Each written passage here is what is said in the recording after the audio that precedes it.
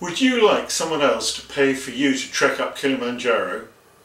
And would you like to raise money for your favourite charity by trekking Kilimanjaro? If you said yes to those questions, then we're all in the right room. I'm James Hardiman and this is Beacons for Hope, a possible way of making those things happen for those of us who are climbing Kilimanjaro in February 2012. To us, what we're attempting to do, climb the highest peak in Africa, one of the 7 major peaks of the world, seems like an amazing thing, and it is. However, consider this. Almost everyone can name the first man on the moon. Quite a lot of people can name the second man on the moon. Almost no one can name the third man on the moon, or the fourth, and when you tell people that the fourth man on the moon was Mr. Bean, they won't believe you, but it was. 22,000 people a year climb Mount Kilimanjaro. What we're doing impresses us, but it impresses almost no one else. Pretty much everyone you speak to knows someone who has done it or knows of someone who has done it. I had lunch the other day with a man who'd done it twice. So why would anyone pay for us to do it? They wouldn't unless we are creating value for them. I've researched the charity giving trekking market. When I asked people how they would feel if I were to ask them to support a charity because I was going trekking, the most common answer I got was, to be honest, you're just asking me to pay for your holiday. They figure that if they've got money to give to charity, they'll just give it to their favourite charity. I talked to senior managers in blue chip companies about what sort of things they give to. In every case, they have a very carefully thought out strategy of corporate giving and a planned budget in place. The likelihood that they're going to respond to an ad hoc charitable request is minimal, negligible. And they aren't actually going to sponsor us, pay for our trip, unless there's a business case. That is, it's worth more to them than the cost. Really, the only way that would happen is if there's publicity or PR value in it for them. And with 22,000 people a year doing what we're doing, the publicity value is vanishingly small. That's the bad news. We could, maybe, find some good news if we could make our trip stand out from the very large crowd. A friend posted a link about a man who climbed Kili on one leg without a prosthetic limb with crutches. How many of you followed that link and read all about him? Did he do it for charity? How many of you even know the answer to that question? And if he did do it for charity, how many of you even thought of donating to his charity? That's how hard it's going to be.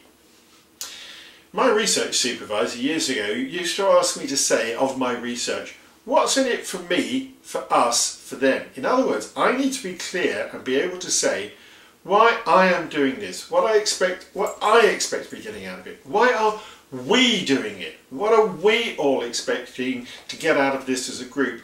And what do we think the benefit of what we are doing is going to be for the wider world? Well, here goes my, for me, for us, for them, for the Kili trek. In 2009, I turned myself from a medically compromised, very unfit, very overweight lump into a slim, fit, healthy man in under 6 months. My major motivator, apart from not wanting to die of a heart attack, was the mental image of me, slim, standing on top of Cadair Idris in Wales. That project sort of worked, but those of you who know me well will have noticed that at least the slim bit didn't last. I am determined to crack this once and for all and be free from obesity. I have a mental image of slim me standing on Uhuru, that's Swahili for Freedom Peak, that's the top of Kilimanjaro. When I stood on the highest point in southern England, about 700 foot, having walked 7.5 miles to get there, plus 175 miles in training, only 3.5 months after I was a couch potato, I felt amazing. I was high as a kite. So I know how amazing I'm going to feel standing on the highest point of Africa at over 19,000 feet, having walked 25 miles to get there and many, many hundreds in training. Wow! That's the for me. Here's just one very powerful for us, for me, one of my for us's. My very good friend Dinesh has agreed to go through the same weight loss process as me. We will both stand slim on Uhuru Peak. It's very lonely doing this process, this weight loss stuff, and it's going to be much easier for us, if there's more than one person doing it. That's just one of my for us's. But one of the most powerful things for me is the for them. I want those photos of Dinesh and me before, and slim Dinesh and slim me standing on Uhuru Peak after, to be beacons of hope for other obese people. Wow, look what they achieved. Maybe they could help me. Now this gets me thinking. What other beacons of hope could there be? In order to be as fat as me, I have to be addicted to food. In order to get slim and stay slim, I have to break that addiction. I wonder if there are other people with other addictions or other problems who could use this whole process that we're going to be using to crack those problems and become beacons of hope. Because I'm never going to get to the top of Kili this size. How about a single parent, low income, with a recalcitrant teenager? How about if we can help them in some way to do what it takes to be able to stand together on Uhuru Peak as beacons of hope? How about a soldier from Afghanistan who was on 2 prosthetic legs? How about you fill in the blanks? I expect you're saying, great James, but where does the money come from? Well, I'm glad you asked me that. Have you ever seen any of those TV programs where people are transformed in some way? Fat Camp or How to Tame Your Teenager, even such programs as Gokwan's How to Look Good Naked. People love to watch makeover programs, whether it's getting your garden, your house, your wardrobe, your body, or your psyche made over. As Jim Rohn once said, where there's hope in the future, there's power in the present. So how do we get a TV program made and get paid for our contribution?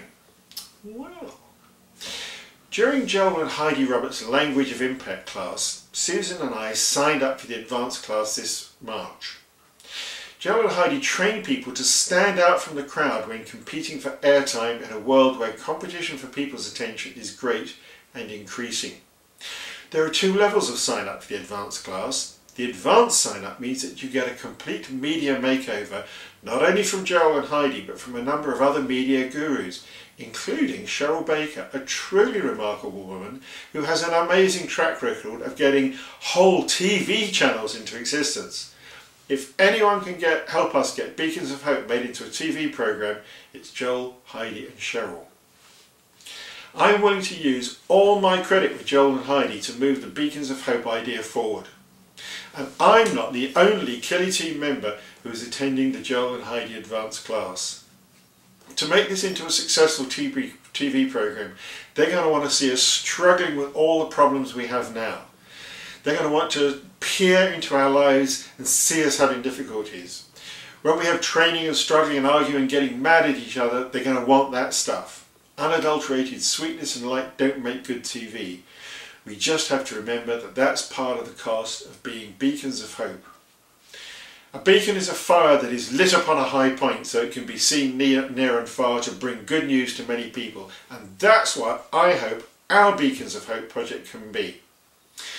So here are my questions to you. Do you like this idea? If you do, please vote for it as the title for our trek. What is your for me, for us, for them, for the Kili trek? When you stand on Uhuru Peak, what beacon of hope will you represent to the world? If we have a wide variety of people with a wide variety of problems, are you willing to be part of the team that gets them, all of us, to the top of Kili? What other ideas can you contribute to Beacons of Hope? What yes ands can you add as opposed to no buts or even yes but? What specific talents, abilities, problems, struggles, contacts do you have that can help us? When they're deciding where to hold the Olympics, one of the things they consider is, what legacy will the Games leave behind? What legacy will the Kili trek have for you? I expect to have moved forward 3 business ideas of mine: walking for happiness, together we can, and live free from obesity. How about you? I'm James Hardiman, and if you still are, thank you for listening. Vote for Beacons of Hope. Bye.